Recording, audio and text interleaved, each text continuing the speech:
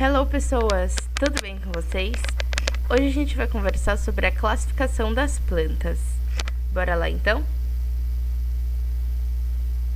Bom, fiz esse mapa mental enorme pra gente conversar sobre a classificação das plantas.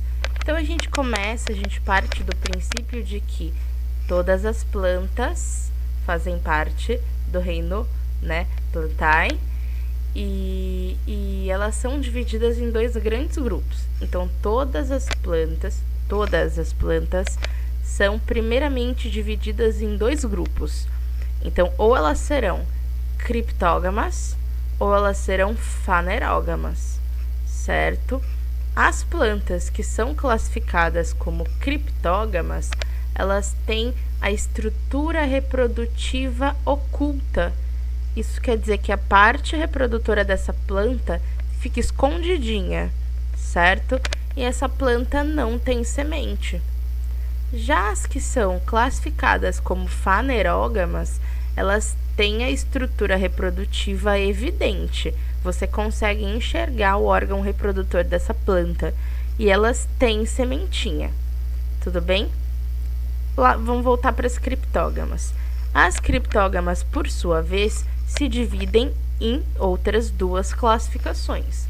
Elas podem ser briófitas ou podem ser pteridófitas. As plantas criptógamas que são classificadas como briófitas, elas são avasculares. O que isso quer dizer? Quer dizer que elas não possuem vasos condutores em seu interior, tá? São plantas muito primitivas. Já a segunda classificação das criptógamas são as pteridófitas. Já são plantas um pouquinho mais evoluídas que as briófitas, tá? Elas têm vasos condutores, então elas são plantas vasculares.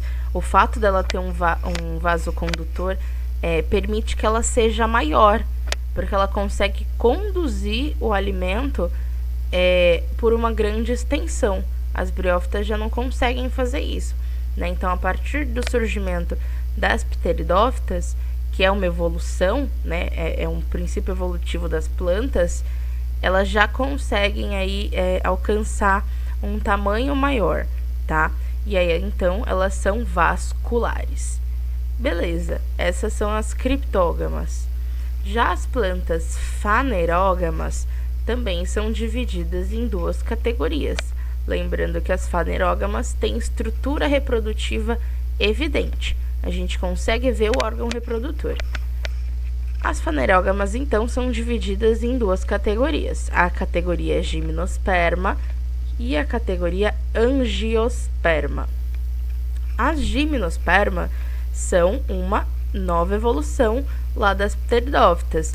São plantas vasculares, então elas mantêm os vasos condutores, que foi uma adaptação evolutiva vantajosa pra caramba para as plantas, porque elas conseguiram crescer cada vez mais, e o vaso condutor é essencial nesse processo.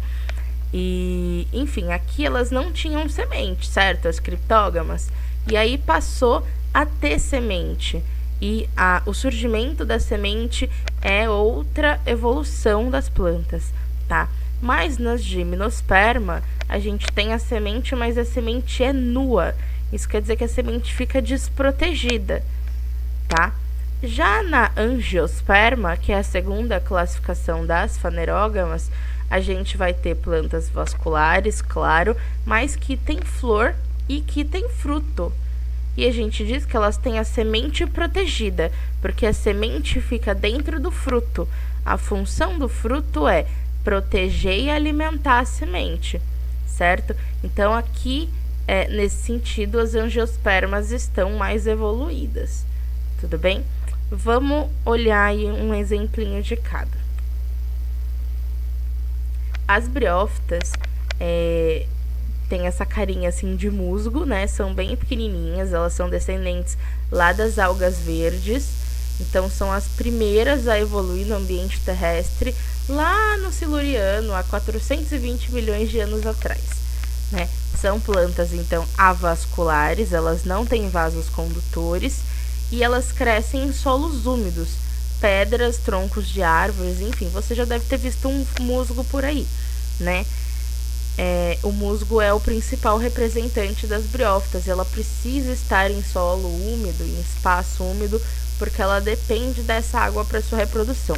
Mas a gente vai falar da reprodução mais para frente. Já as pteridófitas são aquelas plantas vasculares, então já é o primeiro passo evolutivo aí, mas elas não têm flor, não têm semente, não têm fruto, tá? Um exemplo clássico são as samambaias. Em geral, elas têm essa folha que se divide em várias partes menorzinhas, que a gente chama de folíolos, né? E a maioria das pteridófitas é terrestre, como as briófitas, elas vivem preferencialmente em locais úmidos e sombreados por conta de sua reprodução. Vocês vão entender lá na frente por que elas dependem da água. Já as gimnospermas são plantas vasculares, né? Depois que surgiu os vasos condutores, eles não largaram mais, é essencial, né? Elas possuem sementes, né? E o que diferencia essa gimnosperma da outra fanerógama, né?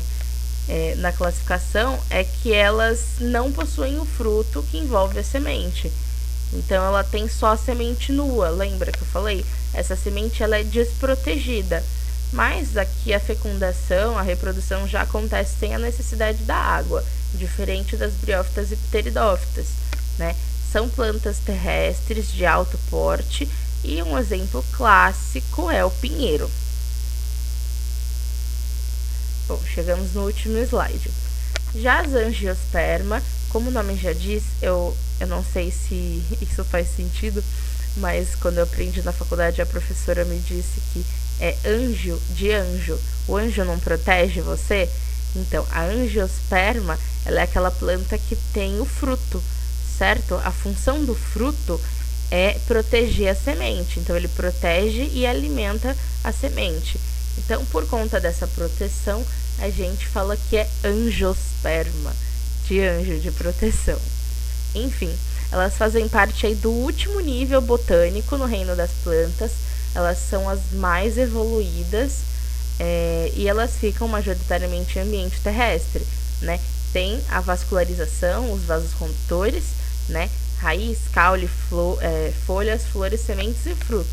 Então é aquela planta completa, tem tudo, né?